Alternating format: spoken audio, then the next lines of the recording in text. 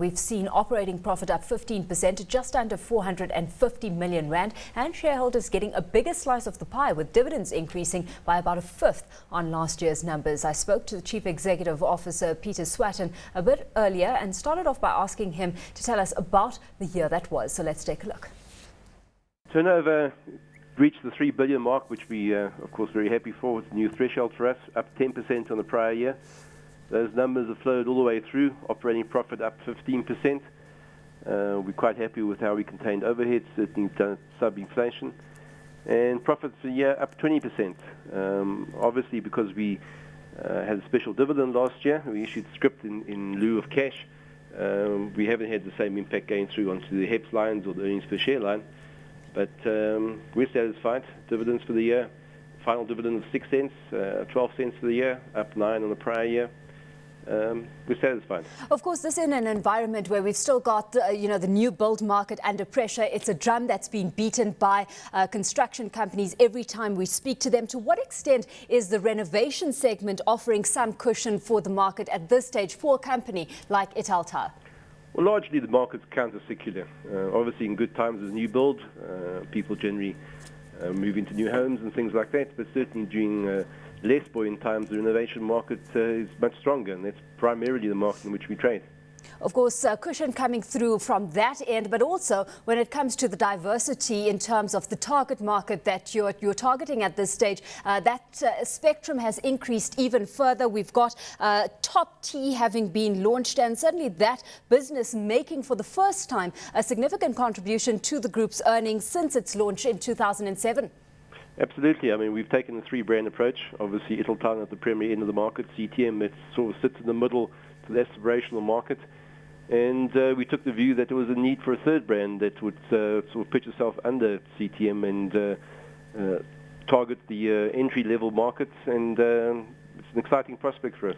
So that's some of your strategy in terms of dealing with a very competitive environment. Run us through that market environment at this stage where we're dealing with a fragmented market, a strong rand also coming into bear in terms of the influx of cheaper imports we're seeing filter through.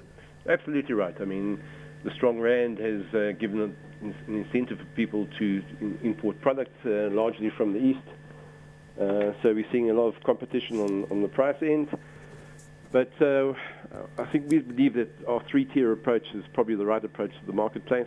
And certainly at the low end of the market, there's a large number of aspirant individuals who probably had access to formal housing for the first time, and they have a demand for product, and hopefully we can satisfy it.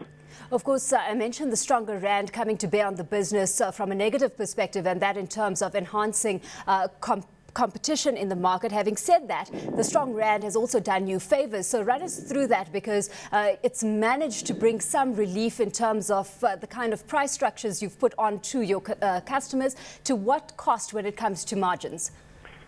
Well, we've taken the view that if we can secure competitive product, we would pass all the savings on to the consumer. We've taken maybe a slight sacrifice in margin, but price positioning has always been critical for us as the sort of best value retailer, and that's where we like to position ourselves.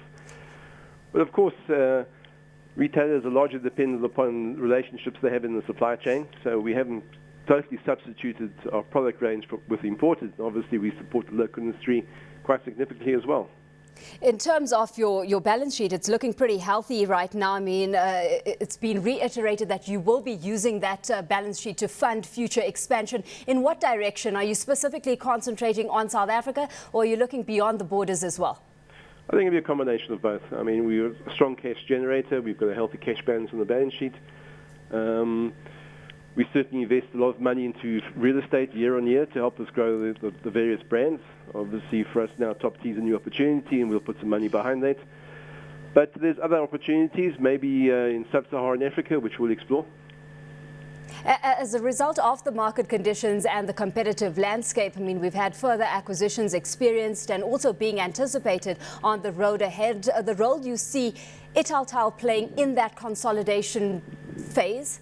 We've always taken the view that organic growth would be our route to market.